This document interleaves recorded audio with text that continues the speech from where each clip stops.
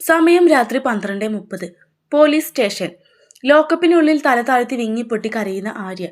പെട്ടെന്ന് സ്റ്റേഷന്റെ മുറ്റത്തേക്ക് സുധിയുടെ വണ്ടി വന്ന് നിൽക്കുന്നു. സുധിയും സുചിത്രയും രക്ഷപ്പെടുത്തിയ ശ്രീജയും രാഘവേട്ടനും വേഗത്തിൽ ഇൻസ്പെക്ടറുടെ മുറിയിലേക്ക് കയറി ചെല്ലുന്നു. സുധി വിറയ്ക്കുന്ന വിരലുകളോടെ ഫോൺ ഇൻസ്പെക്ടർക്ക് നേരെ നീട്ടിക്കൊണ്ട് പറഞ്ഞു, സാറേ, എന്റെ പെണ്ണൊരു തെറ്റും ചെയ്തിട്ടില്ല. ഇതാ തെളിവ്. എന്റെ ഭാര്യയെ കുടുക്കാൻ പ്രകാശനും പലിശക്കാരൻ രാമനാഥനും കൂടിയുണ്ടാക്കിയ ഗൂഢാലോചനയാണിത്. ഇത് കാണൂ സാറേ. ഇൻസ്പെക്ടർ സംശയത്തോടെ സുധിയുടെ ഫോണിലെ വീഡിയോ പ്ലേ ചെയ്യുന്നു. സ്ക്രീനിൽ പ്രകാശൻ ഗുണ്ടയോട് വിഷം കലർത്താൻ പ്ലാൻ ചെയ്യുന്നതും രാമനാഥന്റെ പേര് ഉറക്കെ പറയുന്നതും വ്യക്തമായി മുഴങ്ങി. ഇൻസ്പെക്ടർ വീഡിയോ കണ്ട് കണ്ണുകൾ തള്ളി ആശ്ചര്യത്തോടെ പറഞ്ഞു, എന്താടോ ഇത്? സ്വന്തം പെങ്ങളെ കൊടുക്കാൻ ഒരുത്തൻ ഇത്രയും നീചമായ കളി കളിച്ചോ? ശ്രീജ കരഞ്ഞുകൊണ്ട് മുന്നിലേക്ക് വന്ന് ശരീരത്തിലെ മുറിവുകൾ കാണിച്ചുകൊണ്ട് പറഞ്ഞു, സാറേ, ഈ സത്യം പുറത്തു പറയാൻ വന്ന എന്നെ പ്രകാശൻ വീട്ടിലിട്ട് തല്ലിച്ചതച്ച് പൂട്ടിയിട്ടതാണ്. ആര്യേച്ചി ഒരു തെറ്റും ചെയ്തിട്ടില്ല സാറേ. എന്റെ ഭർത്താവാണെങ്കിലും ആ പാപിയെ വെറുതെ വിടരുത്. വീഡിയോയും ശ്രീജയുടെ മൊഴിയും കേട്ട ഇൻസ്പെക്ടറുടെ മുഖം ദേഷ്യം കൊണ്ട് ചുവന്നു. അവൻ ഉടൻ തന്നെ പോലീസുകാരോട് ഉത്തരവിട്ടു. ഇൻസ്പെക്ടർ പറഞ്ഞു, ഓപ്പൺ ദി ലോക്കപ്പ്. ആര്യയെ ഉടൻ പുറത്തിറക്കൂ. ആ 2 ദുഷ്ടന്മാരെയും ഈ അർദ്ധരാത്രിയിൽ തന്നെ പൊക്കാൻ ജീപ്പ് എടുക്കടോ. സമയം രാത്രി 1:15. രാമനാഥന്റെ കടയുടെ പിൻവശത്തെ മുറി. തെളിവെല്ലാം നശിപ്പിച്ചെന്ന സന്തോഷത്തിൽ പ്രകാശനും രാമനാഥനും മദ്യപിച്ച് ആർത്തുചിരിക്കുകയാണ്. രാമനാഥൻ പൊട്ടിച്ചിരിച്ചുകൊണ്ട് പറഞ്ഞു, കേട്ടോടെ പ്രകാശ, ആ തയ്യൽക്കാരി പെണ്ണ് ഇനി ജീവനോടെ പുറം ലോകം കാണില്ല. അവൾ ജയിലിൽ കിടന്ന് അഴിയെണ്ണും. നമ്മൾ ഈ നാട് ഭരിക്കും. പ്രകാശൻ അഹങ്കാരത്തോടെ ഗ്ലാസ് താഴെ വെച്ചുകൊണ്ട് പറഞ്ഞു, അതെ രാമനാഥേട്ടാ, തെളിവ് തരാൻ വന്ന എന്റെ ഭാര്യയെ ഞാൻ വീട്ടുതടങ്കലിലാക്കി. തടസ്സമായി വന്ന പെൺഡ്രൈവ് ഞാൻ ചവിട്ടി മതിച്ചു. ഇനി നമ്മളെ ചോദ്യം ചെയ്യാൻ ഈ നാട്ടിൽ ഒരുത്തനും ജനിച്ചിട്ടില്ല. പെട്ടെന്ന് മുറിയുടെ വാതിൽ വലിയ ശബ്ദത്തോടെ ചവിട്ടിപ്പൊളിച്ച് ഇൻസ്പെക്ടറും പോലീസുകാരും അകത്തേക്ക് ഇരച്ചു കയറുന്നു.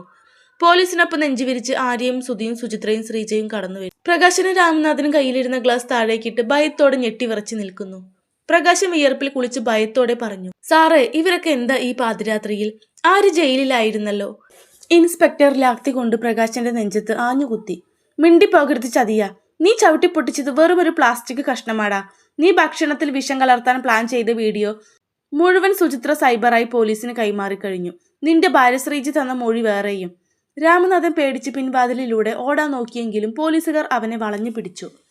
ഭയന്നോടാൻ നോക്കിയ പ്രകാശന്റെ വഴി തടഞ്ഞ് സുധി മുന്നിൽ നിന്നു. പ്രകാശൻ അലറിക്കൊണ്ട് സുധിയെ തള്ളാൻ ആഞ്ഞു. മാറട വഴിയെന്ന്.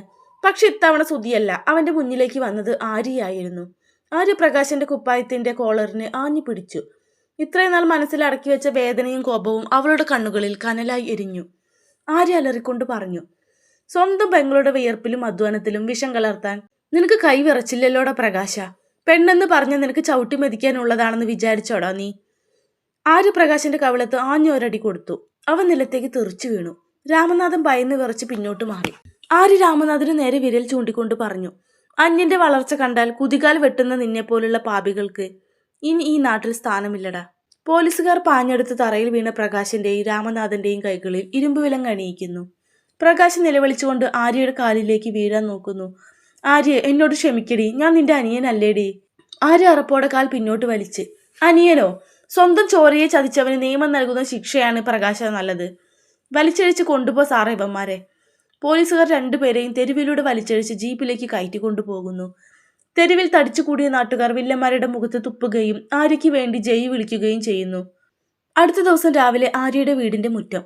മുൻനിര ടെലിവിഷൻ ചാനലുകളും OB വാനുകളും റിപ്പോർട്ടർമാരും ക്യാമറമാന്മാരും ആര്യയുടെ മുറ്റത്ത് തടിച്ചുകൂടിയിരിക്കുന്നു.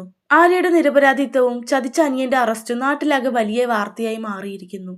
മുറ്റത്ത് മൈക്കുമായി നിൽക്കുന്ന പ്രമുഖ ചാനൽ റിപ്പോർട്ടർ ക്യാമറയ്ക്ക് മുന്നിലേക്ക് വന്ന് സംസാരിക്കുന്നു. റിപ്പോർട്ടർ തത്സമയ വാർത്തയിൽ പറയുന്നു, ഇന്നലെ വരെ കേടായ ഭക്ഷണവും വിഷവും നൽകി നാട്ടുകാരെ കൊല്ലാക്കൊല ചെയ്തു എന്ന് ആരോപിച്ച് അറസ്റ്റ് ചെയ്യപ്പെട്ട ആര്യ എന്ന സാധാരണക്കാരിയായ തയ്യൽക്കാരി സ്ത്രീ ഇന്ന് കേരളത്തിന്റെ തന്നെ അഭിമാനമായി മാറിയിരിക്കുകയാണ്.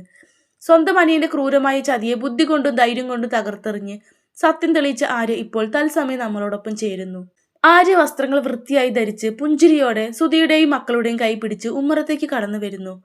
അവളുടെ ഇരുവശത്തുമായി സുചിത്രയും ശ്രീജയും അഭിമാനത്തോടെ നിൽക്കുന്നുണ്ട്. ചാനൽ റിപ്പോർട്ടർ മൈക്ക് ആര്യയ്ക്ക് നേരെ നീട്ടുന്നു. ക്യാമറ ലൈറ്റുകൾ ആര്യയുടെ മുഖത്തേക്ക് പ്രകാശിക്കുന്നു. റിപ്പോർട്ടർ പറഞ്ഞു, ആര്യ, സ്വന്തം സഹോദരൻ തന്നെ ശത്രുക്കളോടൊപ്പം ചേർന്ന് നിങ്ങളുടെ പേരും ബിസിനസ്സും നശിപ്പിക്കാൻ നോക്കി ജയിലിലാക്കി. കയ്യിൽ വിലങ്ങ് വീണപ്പോഴും പോലീസ് വണ്ടിയിൽ കയറിയപ്പോഴും നിങ്ങൾക്ക് ഭയം തോന്നിയില്ലേ? എങ്ങനെയാണ് ഈ വീഴ്ചയിൽ നിന്ന് ഉയർത്തെഴുന്നേറ്റത്? ആര്യ ശാന്തമായി എന്നാൽ ഉറച്ച ശബ്ദത്തിൽ പറഞ്ഞു. ഭയം തോന്നിയിരുന്നു. പക്ഷെ ഞാൻ തെറ്റ് ചെയ്തിട്ടില്ലെന്ന ഉറപ്പ് എനിക്കുണ്ടായിരുന്നു. നമ്മൾ സത്യത്തിന്റെ ഭാഗത്താണെങ്കിൽ എത്ര വലിയ ഇരുട്ടിലും ഒരു വെളിച്ചം നമ്മളെ തേടിയെത്തും. എന്റെ കൂടെ നിന്ന ഭർത്താവ്, എന്നെ സ്വന്തം ചേച്ചിയെ പോലെ സ്നേഹിച്ച സുചിത്ര, സ്വന്തം ഭർത്താവിന്റെ ചതിക്കെതിരെ പ്രതികരിക്കാൻ ധൈര്യം കാണിച്ച ശ്രീജ, ഇവരുടെയൊക്കെ പിന്തുണയാണ് എന്റെ ശക്തി. സ്വന്തം ചോര ചതിച്ചപ്പോൾ ഒരു ചോരബന്ധവുമില്ലാത്ത ഈ പെണ്ണുങ്ങളാണ് എന്നെ രക്ഷപ്പെടുത്തിയത്. റിപ്പോർട്ടർ പറഞ്ഞു. സാധാരണക്കാരായ ഒരുപാട് സ്ത്രീകൾ ഇന്ന് സ്വന്തമായി ബിസിനസ് തുടങ്ങാനും ഉയരങ്ങളിലേക്ക് എത്താനും ആഗ്രഹിക്കുന്നുണ്ട്. പക്ഷേ പലരും കുടുംബത്തിൽ നിന്നോ സമൂഹത്തിൽ നിന്നോ ഉള്ള തിരിച്ചടികൾ കാരണം പകുതി വഴിയിൽ തളർന്നു പോകുന്നു. അവരോട് ആര്യയ്ക്ക് എന്താണ് പറയാനുള്ളത്? ആര്യ പറഞ്ഞു. നമ്മൾ വളരുമ്പോൾ നമ്മളെ വീഴ്ത്താൻ 1000 പേർ ചുറ്റും കാണും. നമ്മുടെ സ്വന്തക്കാർ പോലും കുതിക്കാൽ വെട്ടിയെന്ന് വരും. പക്ഷെ പെണ്ണെന്ന് പറഞ്ഞാൽ സഹിക്കാനും കരയാനും മാത്രം ജനിച്ചവളല്ല. നമ്മളെ ചവിട്ടിത്താഴ്ത്താൻ നോക്കുന്നവരുടെ മുന്നിൽ തളരാതെ നമ്മൾ പടുത്തുയർത്തുന്ന വിജയമാണ് അവർക്കുള്ള ഏറ്റവും വലിയ മറുപടി. തോറ്റുകൊടുക്കാൻ മനസ്സില്ലെങ്കിൽ ഏത് വീഴ്ചയിൽ നിന്നും നമ്മൾ ഉയർത്തെഴുന്നേൽക്കും. ആര്യയുടെ വാക്ക് കേട്ട് ചുറ്റും നിന്ന നാട്ടുകാരും റിപ്പോർട്ടർമാരും കൈയടിക്കുന്നു. ടിവിയിൽ ആര്യയുടെ ഇന്റർവ്യൂ തത്സമയം സംപ്രേഷണം ചെയ്യപ്പെടുന്നത് ജയിലിനുള്ളിലെ കമ്പിക്കൂട്ടിൽ കിടന്ന് പ്രകാശനും രാമനാഥനും കണ്ണീരോടെ കാണുന്നു. വില്ലന്മാരുടെ അഹങ്കാരം പൂർണ്ണമായി തകരുന്നു. ആര്യയുടെ കടയുടെ മുൻവശം. റിപ്പോർട്ടർമാരുടെയും നാട്ടുകാരുടെയും സാന്നിധ്യത്തിൽ ആര്യ തന്റെ പുതിയ ബ്രാൻഡായ ആര്യ ഫുഡ്സ് ആൻഡ് ഡിസൈനേഴ്സ് എന്ന സ്ഥാപനത്തിന്റെ ബോർഡ് സുധിയോടും സുചിത്രയോടും ശ്രീജയോടും ഒപ്പം ആനന്ദ കണ്ണീരോടെ അനാച്ഛാദനം ചെയ്യുന്നു. ആര്യ കണ്ണീരണിഞ്ഞ പുഞ്ചിരിയോടെ പറഞ്ഞു. ഇതെന്റെ മാത്രം വിജയമല്ല, വീണു പോയിടത്തു നിന്ന് തിരികെ നടന്നു വന്ന ഓരോ സ്ത്രീയുടെയും വിജയമാണ്.